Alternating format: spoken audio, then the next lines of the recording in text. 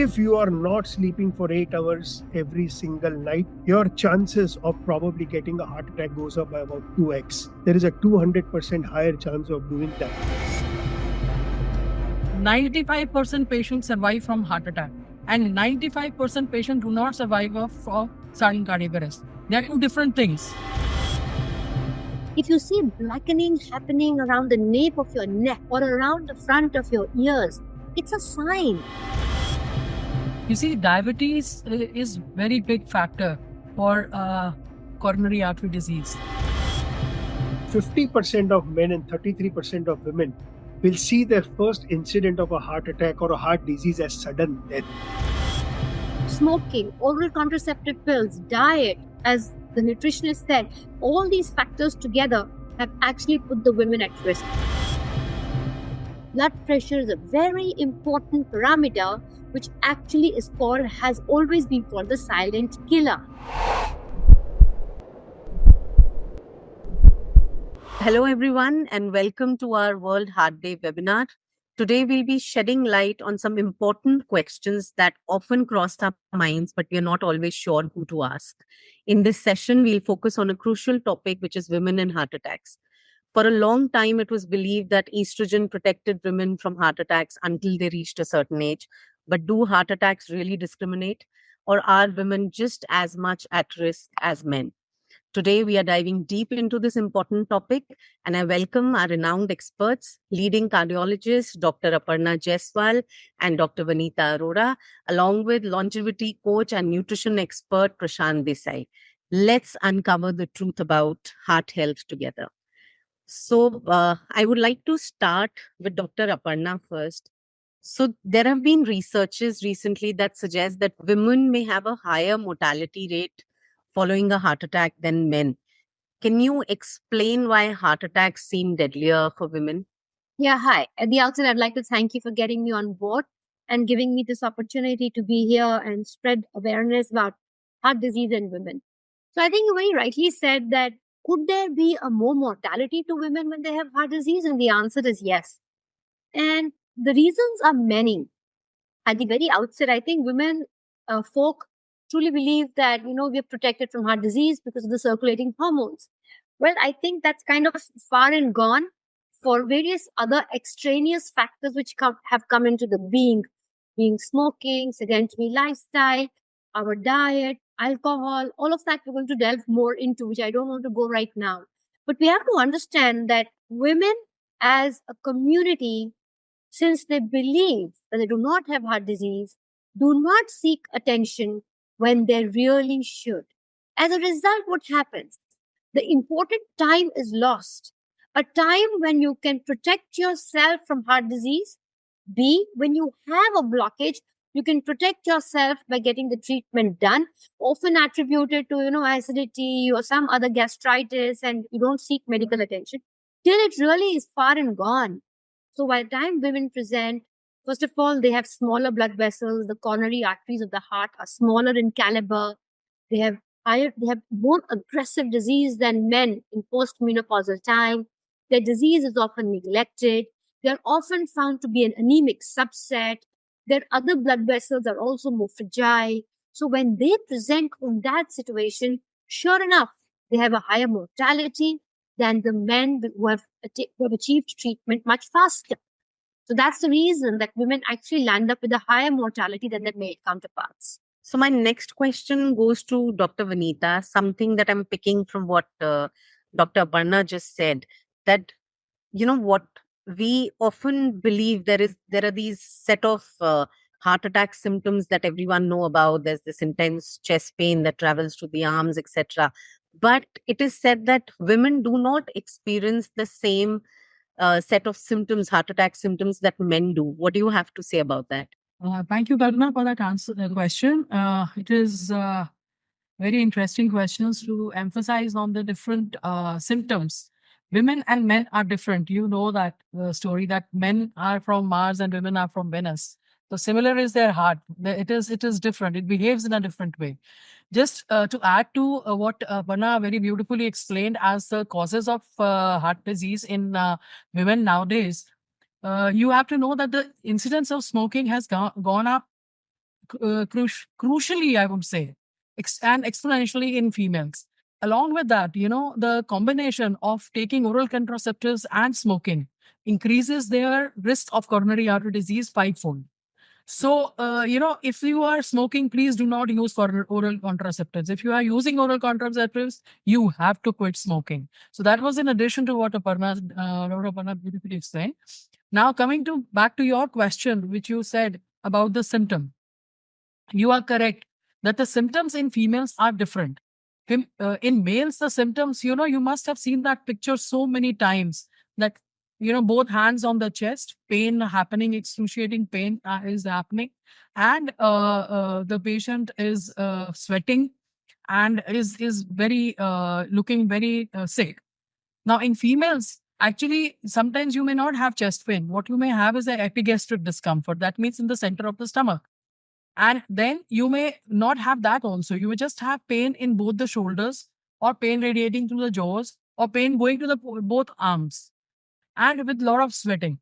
So these are atypical symptoms. Most of the time, they are taken as acidity. And in females, they hardly take care of their health. None of the female I have seen is actually concerned about their health at all. They just take it as a secondary thing, as if, they are totally preserved by God to not have a heart disease. So we should come out of that shell, and create the awareness that females are equally affected with heart disease as males nowadays, and their symptoms definitely are different. So they have to be aware of it. That in case they have this epigastric discomfort, or they have a pain in both the shoulders, they need to be evaluated immediately. They should go to the emergency and see a doctor, get the ECG done, get the cardiac enzymes done, so that the treatment can be given in time. Picking from something that you said, that women tend to believe certain myths about healthy diet and stuff. So Prashant, you come in here, you put out a lot of content on what's healthy, what's not. What is it that you have observed, the kind of patterns that you see women following when it comes to their nutrition, their well-being? Prakalpa, even before that, just to raise a broader awareness, so much is misunderstood amongst women in terms of disease of atherosclerosis, is that a woman is 10 times more likely to die of a disease of heart than she is of breast cancer. And you will often see breast cancer awareness going on, pink ribbons being one. But there is not much we do as a country when it comes to matters of heart, especially with respect to women.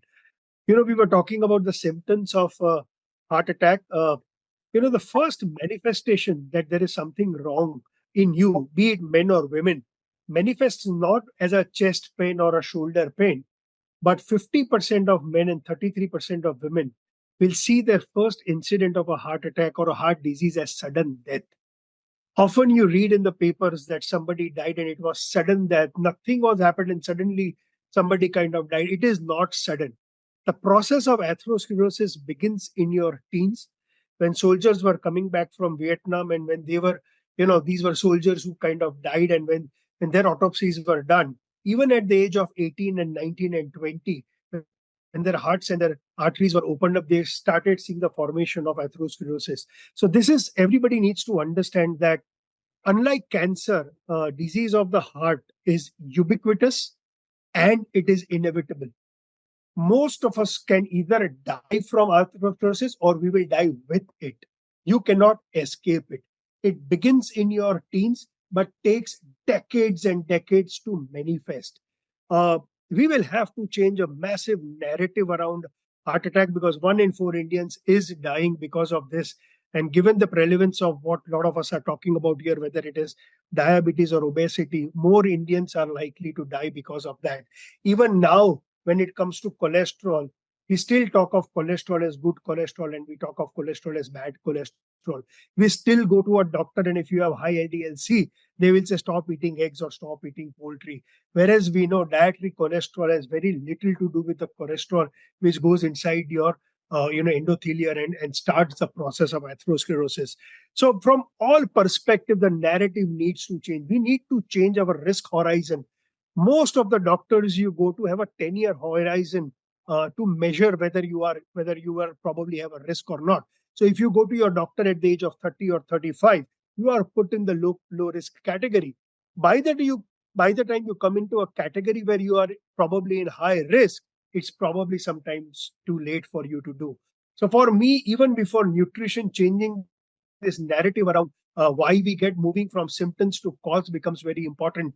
Today, LDL cholesterol is seen as a predictor of atherosclerosis. Unfortunately, it is not. It is just measuring the cargo which is traveling and not the vehicles in which which is traveling, which is lipoprotein. In India, which is the heart attack capital of the world, we still do not measure the highest risk predictor of atherosclerosis, which is ApoB particles. We have not yet got that technology, which is killing 1 in 4 Indians, to measure that. It's available in rest of the world, measuring the using the NMR technology. These are some of the things we need to do.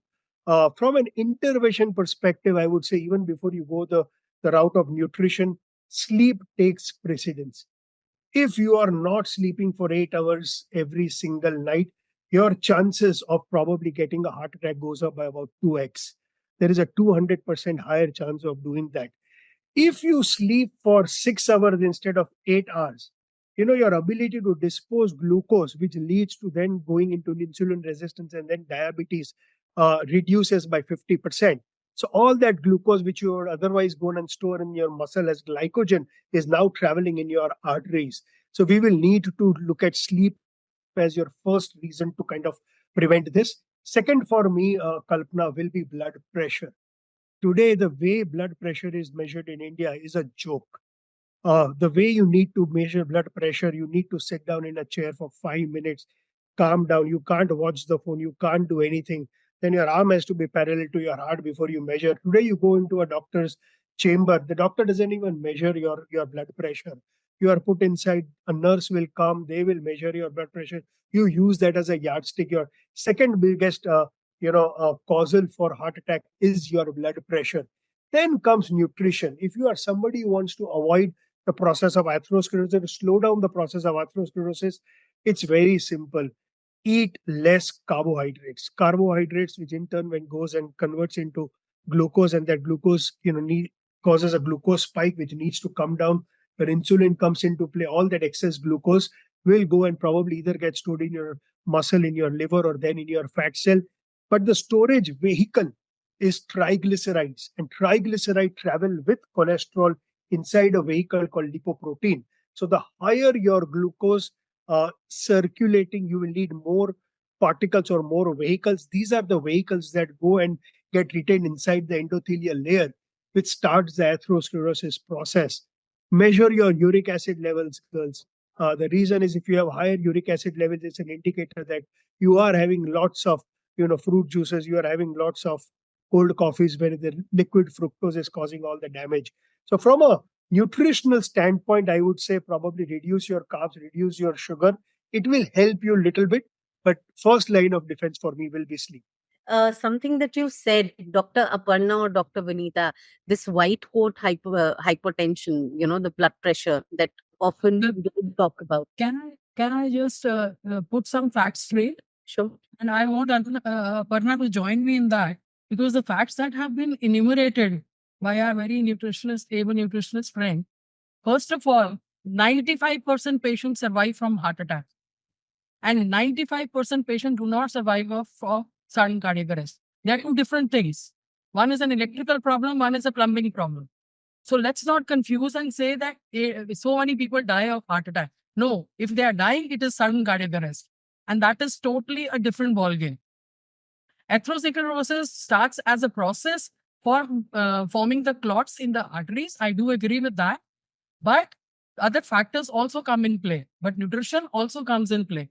But with sudden cardiac arrest, this has got nothing to do with it. So let's not confuse our viewers by saying that. Aparna, you want to add something in this? No, I would agree that, as she said, sudden cardiac arrest is an electrical problem, which may potentially happen to people who've had a heart attack in the past. It can present for the very first time when a patient is having a heart attack. But as she rightly said, majority of the heart attacks survive, and they're two distinct elements of heart disease. Heart attack is a problem where blood vessels suddenly get clotted.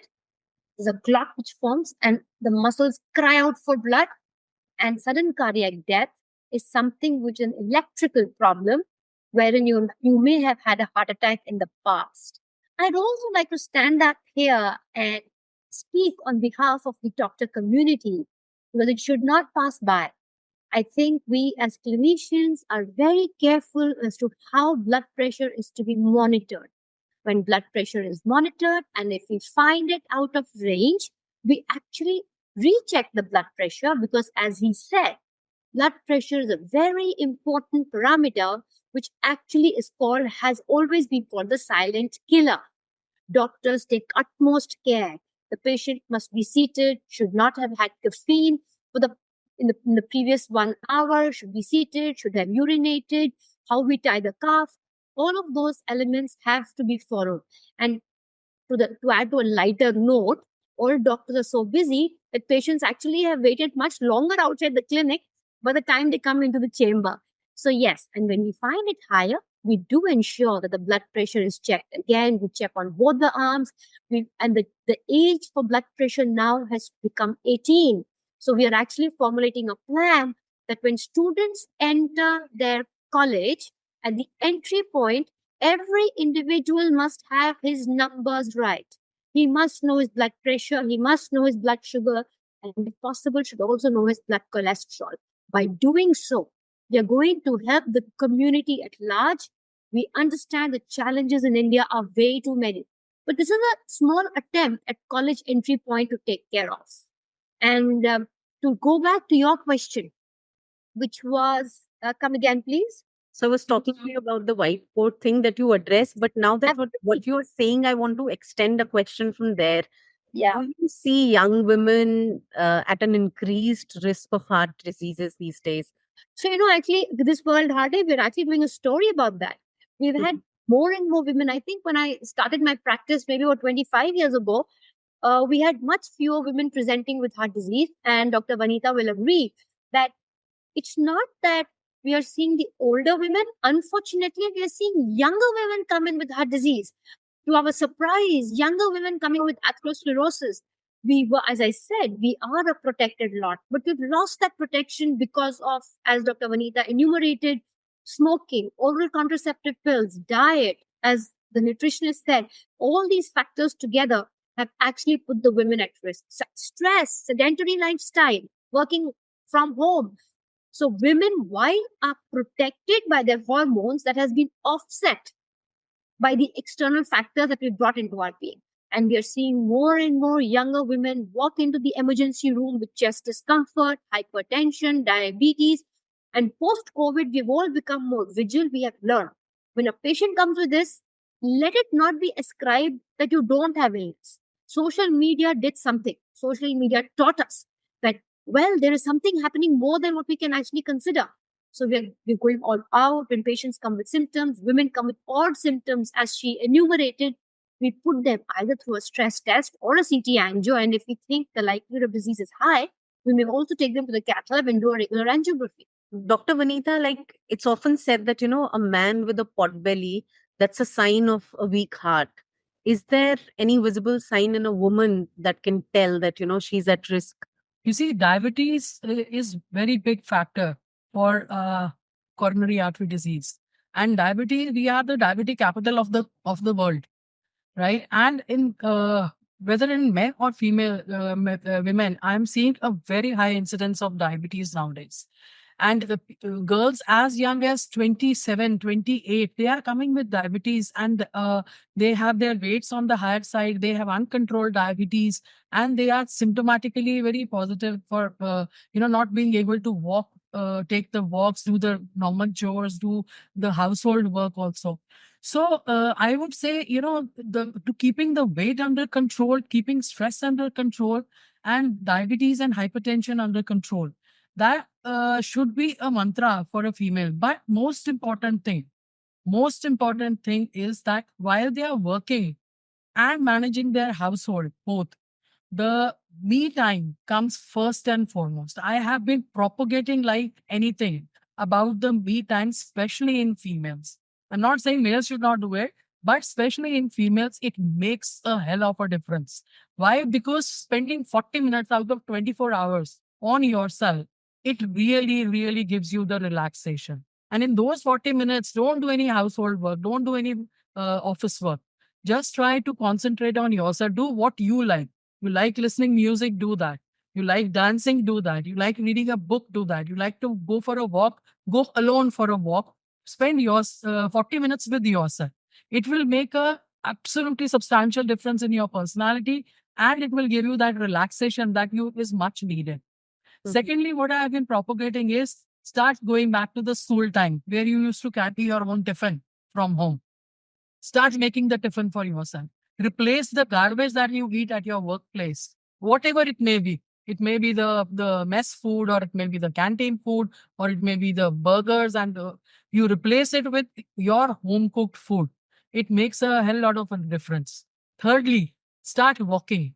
I never wear heels in my working place. I'm always in Skechers. If I can make the camera go down, you can see I'm still wearing Skechers. I walk around. I don't take lifts. I walk around and complete my steps because I may not have a specific time for my exercise, but that's how I complete my exercise. These are a couple of routines which can be added, to keep your weight under check, to keep your diabetes under control. And as the risk factors, rest of which we have been discussing, they are kept under control. That should make the difference in controlling the attack of heart disease. I would say. Prashant, now we come back to you. I, no, Yes, can I? yes, please. Yes, I yes. think Peter enumerated wonderfully. I only wanted to add, as you said, that men visceral fat. Similarly, women also, yes, she rightly said, visceral fat tells us diabetes is lurking around you. Increase in visceral fat, increase in your abdominal fat is just a telltale sign. A second sign which we should look for is what we in medical parlance call acanthosis nigricans. If you see blackening happening around the nape of your neck or around the front of your ears, it's a sign that you may be having impaired insulin resistance. So there's certain signs other than what she enumerated that you should be very, very careful. These are called phenotypic markers that yes, you're calling out for disease and the disease is calling out for health. Don't let it pass by. Okay. That's a very important point because all these comorbidities end up increasing your chances of weakening your heart. So, Prashant, we've heard of mostly men. I mean, I don't know if I missed out on any news around women, but men collapsing in their gyms, men collapsing while cycling, men collapsing while running or dancing. I mean, do you think that cases of women are underreported, or what is your opinion on that? So I don't think cases of women are underreported or anybody would underreport it. But the things that make it to the newspaper currently, it's heavily weighted towards men. Um, and taking a clue from where Dr. Vanita was talking, amongst the other symptoms that all men and women should test, two things are very critical. I think it's simple that you need to take your family history, not just about your parents and their siblings, but go one level above.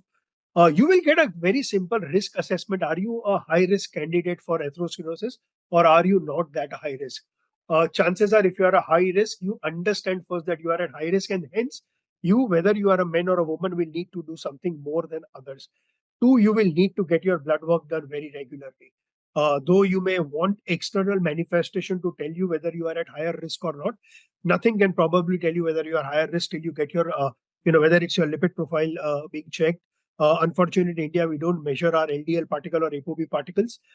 In my view, also one of the reasons why you hear of a 40, 50-year-old probably succumbing to sudden death could be because they have a genetic inheritance of a particle called LP little a. We all must once in our lifetime get it tested for that. If you are high on LP little a, you are at higher risk. Unfortunately, because our risk assessment is only current medical system allows or thinks about it in a 10-year risk perspective versus a 30-year risk perspective, one thing you have to understand, whether it's your LDL cholesterol or ApoB particle or LDL particles, they will go up with age. The single biggest non-modifiable factor is age. With age, your risk eventually will kind of go up, be it men or be it women.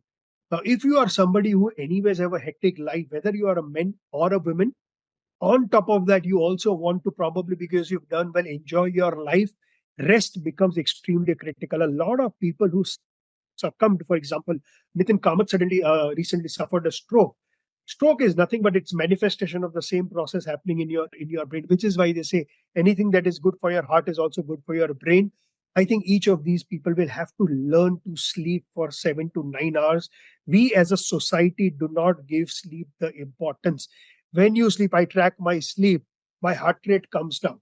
When I sleep, my blood pressure is down. Automatically, my heart is getting the rest, my vessels are getting the rest. When I am sleeping, I am not awake, I am not eating. It helps with my glucose metabolism across the spectrum.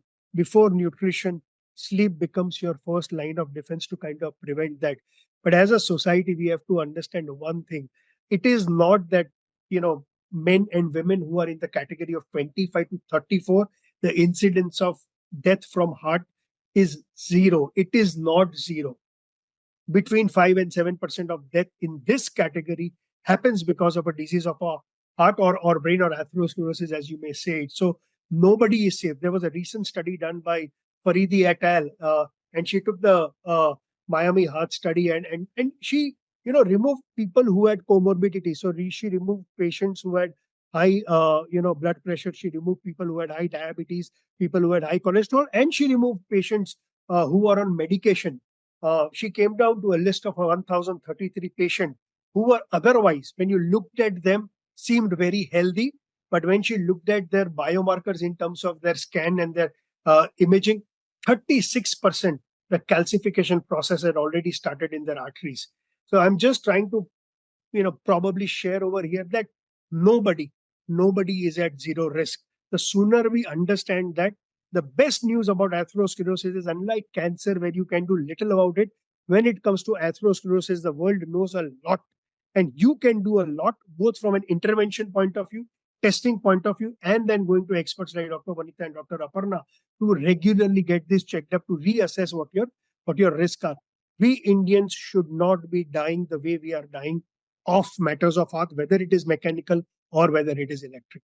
Coming back to Dr. Vinita, what Prashant just said, uh, I mean, people who seemingly, I mean, they look fit, they're working out, they seem to have a healthy diet, but may have issues, heart related issues. What do you have to say about that? I mean, do you get people who are fit, look very, physically they are fit, they look well, but they have a heart issue?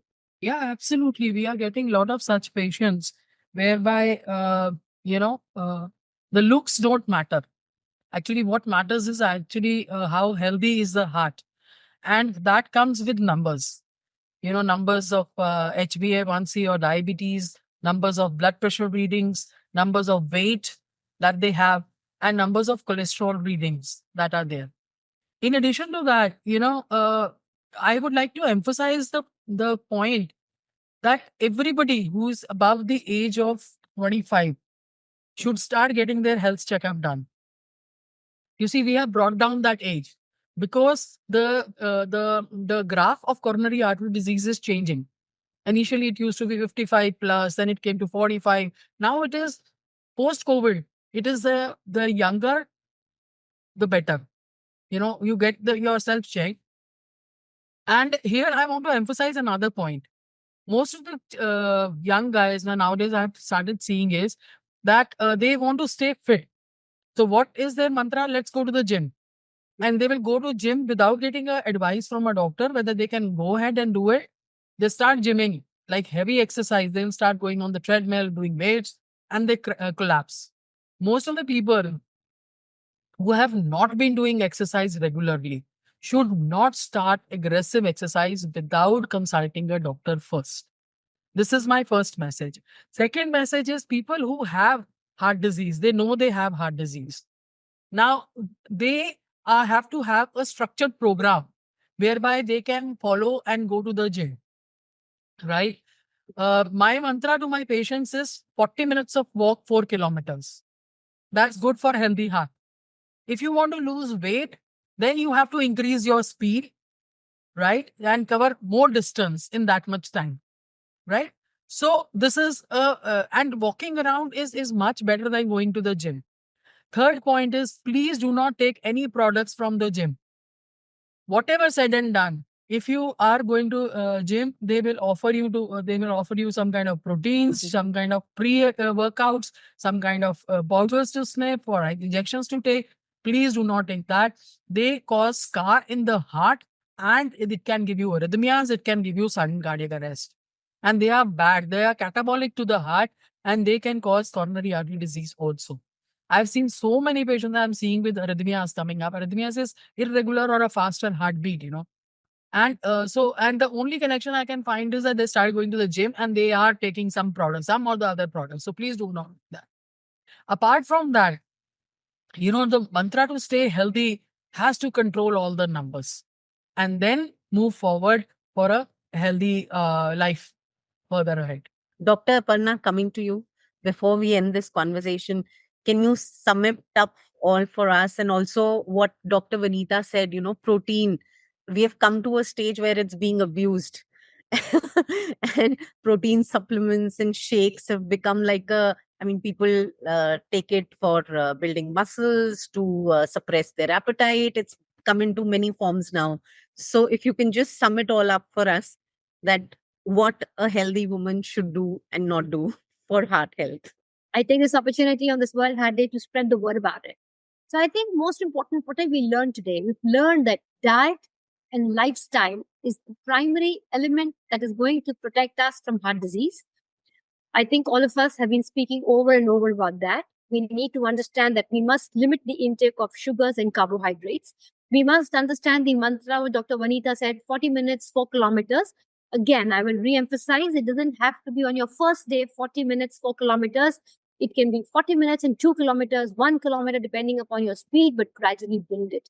It's important. The third point, it's important to know your numbers. Visit a doctor. Understand where are you today. And I'm telling you, as we've been speaking, atherosclerosis is forgiving. It's not like a malignancy. Look after it. It will look after you. So respect that. The last element I wish to speak, all healthy adults must try and consume 1 gram protein per day. At least 1 gram protein per day. That's for healthy adults with normal kidneys. We must understand that vegetarian proteins are much better than non-vegetarian proteins. We must remember the natural sources of proteins are a must for intake.